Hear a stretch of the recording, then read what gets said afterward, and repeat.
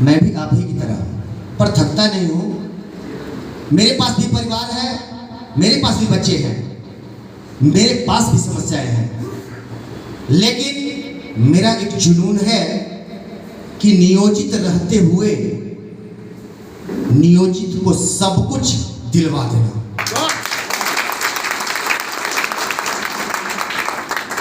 मार्ग में बाधाएं बहुत सी आएंगी, ये सत्य है। मार्ग में बाधाएं बहुत सी आएंगी, लेकिन उससे हमको विचलित नहीं होना है। मैंने पतझड़ भी देखा है, वो जो बारिश में पत्थर पड़ता है ना, जब हम लोग जान लेकर भागते हैं, पत्थर पड़ने का छुपने के लिए जगह खोजते हैं, वो वक्त भी मैंने देखा है। लेकिन आप लोग मुझे मात्र 1 साल से जानते हैं, मेरे प्रखंड के लोग भी मुझे नहीं जानते थे और मैं अकेले लड़ता था। मैं जब 56 लोगों को प्रमोशन मिला तो पदाधिकारी से लड़ना, सिस्टम से लड़ना इतना आसान नहीं होता है। और डराना धमकाना ये सब चलता रहा। सब लोग साथ छोड़ दिए कि नहीं सर गड़बड़ा जाएगा। बहुत पहुंच वाले हैं डीपीओ साहब, जो है सो मान लीजिए सर छोड़िए ना ही, आप भी छोड़ दीजिए।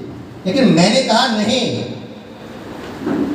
न्यायालय का ऑर्डर है और हमसे ऊपर पदाधिकारी हैं, लेकिन पदाधिकारी से ऊपर माननीय न्यायालय है। जब वो न्यायालय की बात नहीं मानते हैं तो मैं उनकी बात नहीं मानूंगा, कतई नहीं मानूंगा। और मेरे बाजुओं में दम है कि नौकरी रहे ना रहे मैं कमा खा लूंगा, लेकिन अपने स्वाभिमान को मैं गिरवी नहीं रख सकता। ये मेरे ब्लड में नहीं है।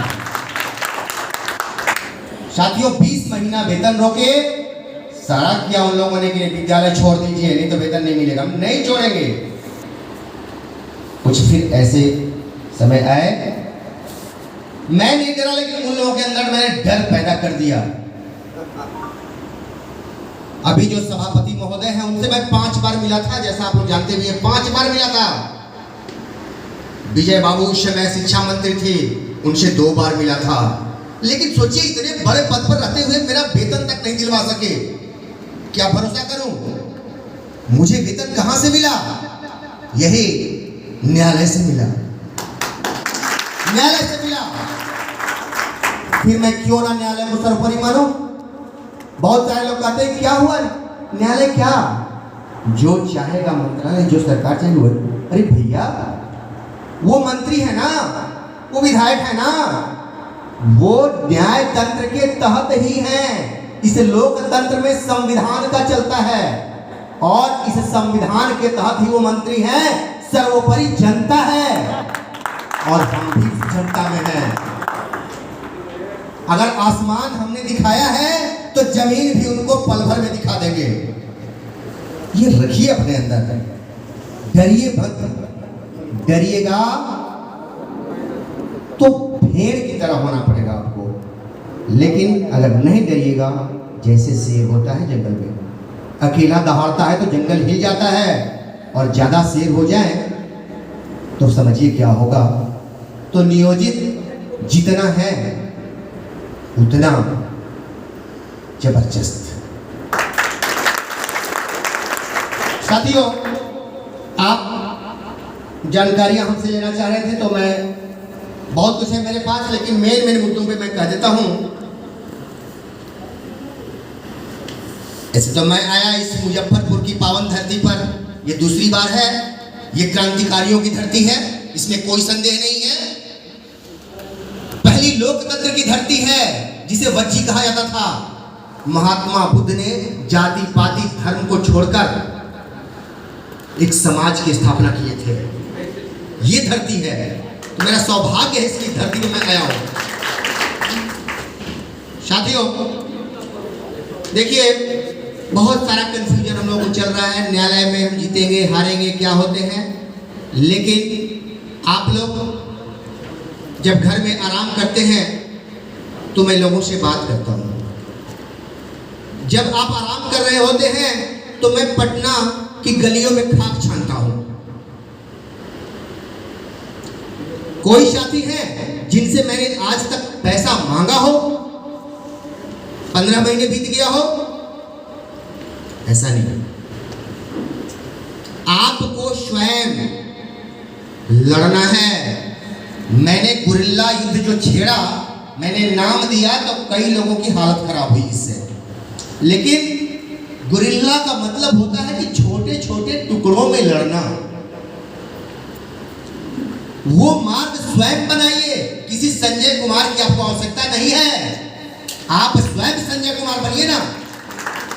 संजय कुमार आपको जगा रहा है कि आप अपने अंदर जो आपके मस्तिष्क में वो ताकत हर भाई के अंदर भरा हुआ है, बस उसको जागृत तो कीजिए।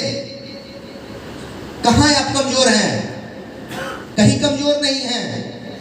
तो वो ताकत भरने का मैं प्रयास कर रहा हूं और मैं ये संख्या बता रही है कि मैं सफल हो रहा हूं निश्चित तौर पर। क्यों बने विशिष्ट? हम क्यों बने? कई बंधु 15 में शहीद हो गए और हमने उनको भुला दिया। उस शहादत की देन है कि आज आपको 5200 का स्केल मिलता है। 5200 का स्केल मिलता है, उसी शहादत की देन है। लेकिन उस शहादत पर भी कुछ लोगों ने दुकान चलाया, ये अफसोस होता है। ये अफसोस होता है। उनकी आत्मा देख रही होगी तो उनको भी बड़ा अफसोस होता होगा। तो हमें वो नहीं करना है। हमें 5200 का स्केल कतई नहीं छोड़ना है। अगर हमें आप राज्यकर्मी बनाना चाहते हैं तो भैया हमें आप 25,000 हमको नहीं चाहिए। हमारा 2,000 का रेट पे है ना, 21,700 रुपया हमको दे दीजिए ना भैया। हमको 25,000 मत दीजिए। जो नया 7वां वेतन जो है उसमें 21,700 है, तो सरकार क्यों नहीं दे रही है? 25,500 क्यों नहीं? आज घोषणा कर दे सरकार कि आपको 7वां वेतन का हूबहू सारे लाभ दिया जाता है। और कह के नहीं, क्योंकि कहने पर भरोसा नहीं है, क्योंकि आज नेता का मतलब कह करके पलट जाना ये हो गया है। कह के नहीं, राजपत्र में नियमावली में निकाल दीजिए।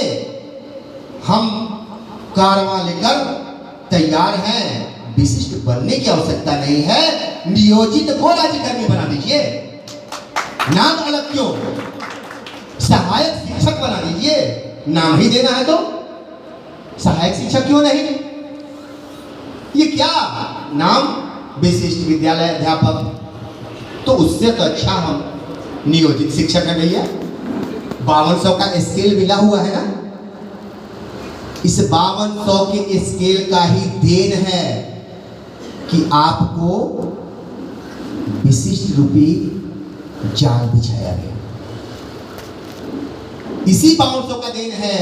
वो गलती सरकार से हो गई जिसकी पूर्ति सरकार विशिष्ट के रूप में कर रही है कि किसी तरह से ये 5200 का स्केल भैया छीन लो। नहीं तो आज 8वां वेतन अगर देना पड़ेगा तो समझ लीजिए, मैंने आपको YouTube पे आंकड़ा दिया है ना, कितना पैसा देना पड़ेगा। 5 लाख लोगों को अंदाज लगा लीजिए। अपने कैलकुलेटर को खोल लीजिए और देख लीजिए कितना पैसा देना पड़ेगा। पर शिक्षक 30 से 40 हजार रुपया देना पड़ेगा सरकार को।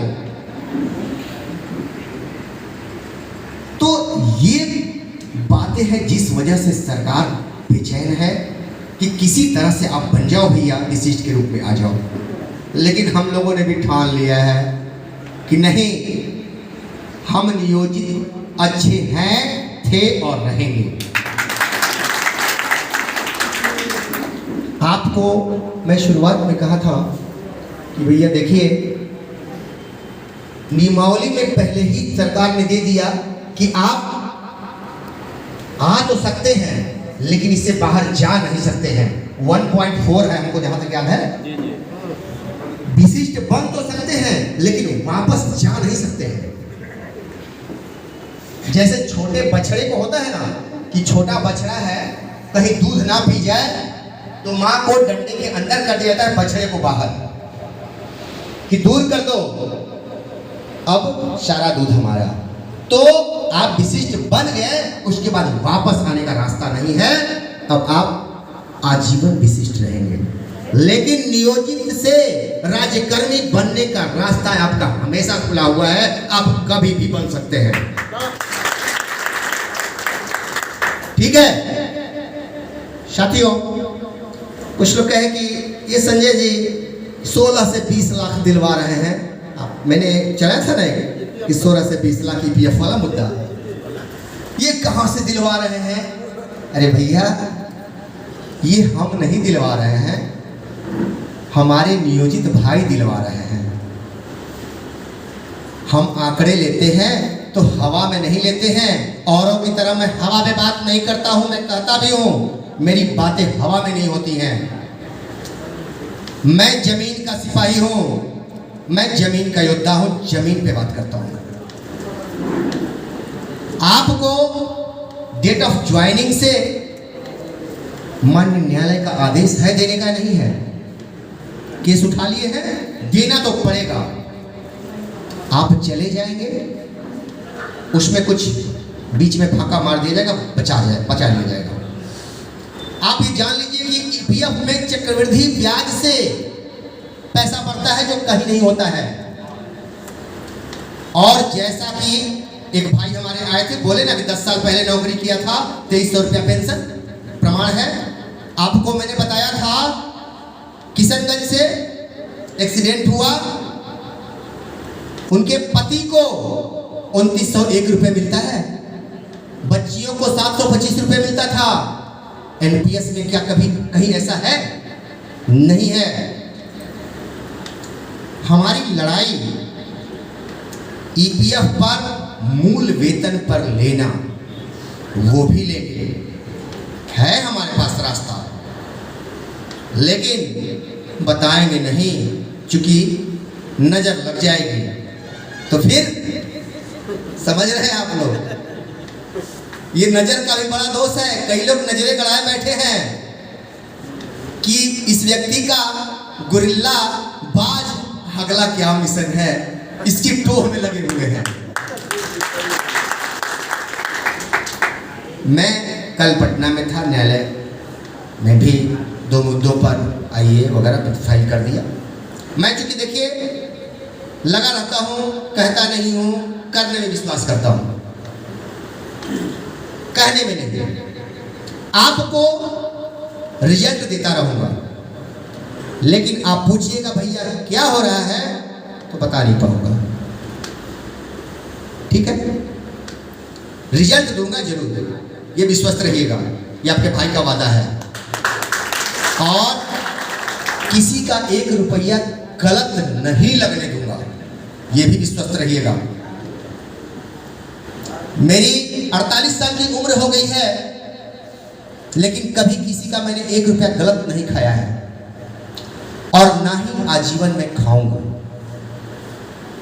क्योंकि हम लोग ये लड़ाई सम्मान और स्वाभिमान की लड़ रहे हैं, और जब तक आप ईमानदारी नहीं बरतेंगे तब तक आप लड़ाई नहीं जीत पाएंगे। दिग्भ्रमित करने वालों की संख्या बहुत है, दिग्भ्रमित करते रहेंगे, लेकिन उस चक्कर में हमें पड़ना नहीं है। आप अपने दिमाग को एकदम स्थिर किए रहिए कि हमको नियोजित रहना है। अगर हमको स्केल देती है सरकार तो हम चलने के लिए तैयार हैं। ऐसा नहीं है कि मैं जड़ हूं कि नहीं, यही नहीं, मैं तो तैयार हूं। क्या सभी भाई तैयार नहीं है कि सरकार सब कुछ दे दे तो हम चलेंगे?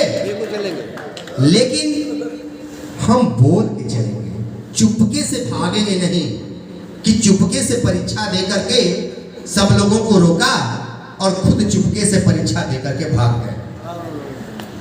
ऐसा नहीं, यही खतरनाक है। यही चीज हम लोगों को कमजोर किया है।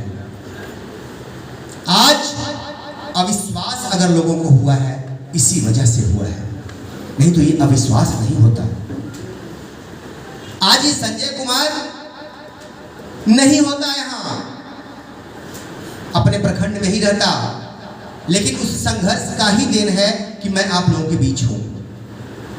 और मैं आप लोगों से चाहूंगा कि आप लोग मुझे सहयोग करें कि मैं आजीवन ईमानदार ही रहूं, कभी मेरे दिमाग में बेईमानी का कीड़ा ना घुसे, कभी मैं पैसे को महत्व ना दूं, अपने स्वाभिमान को हमेशा जागृत रखूं।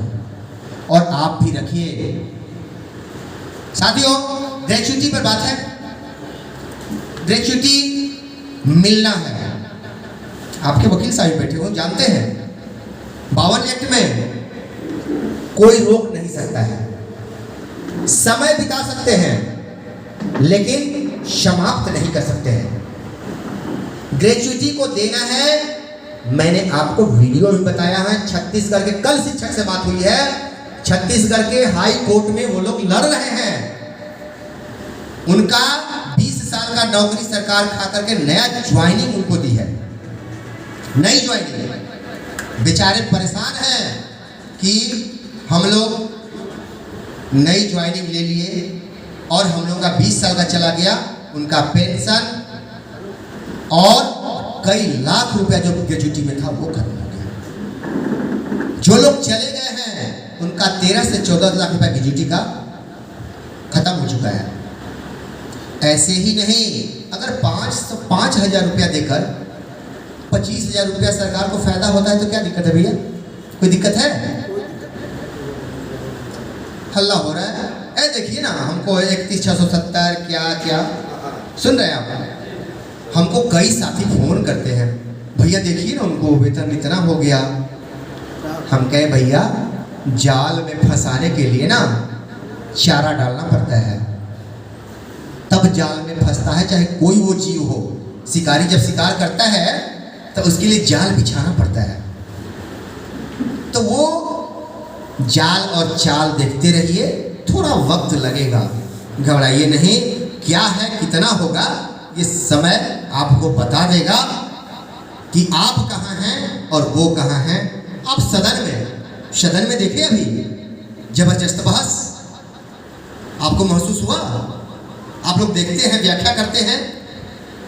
मैं तो आप लोगों को थोड़ी बहुत जानकारियां देते रहता हूं, उसकी व्याख्या कर देता हूं कि मेरे कई भाई काम में व्यस्त रहते हैं, उनको समय नहीं है कि वक्त दे पाए उन चीज़ों पर देखने का। तो मैं व्याख्या कर देता हूं साधारण, एकदम सिंपल वे में, है ना भैया?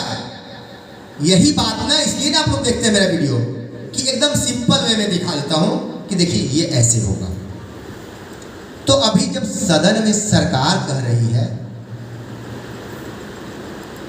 डाल दी है कि वित्त विभाग, भैया वित्त विभाग पल भर में 10,000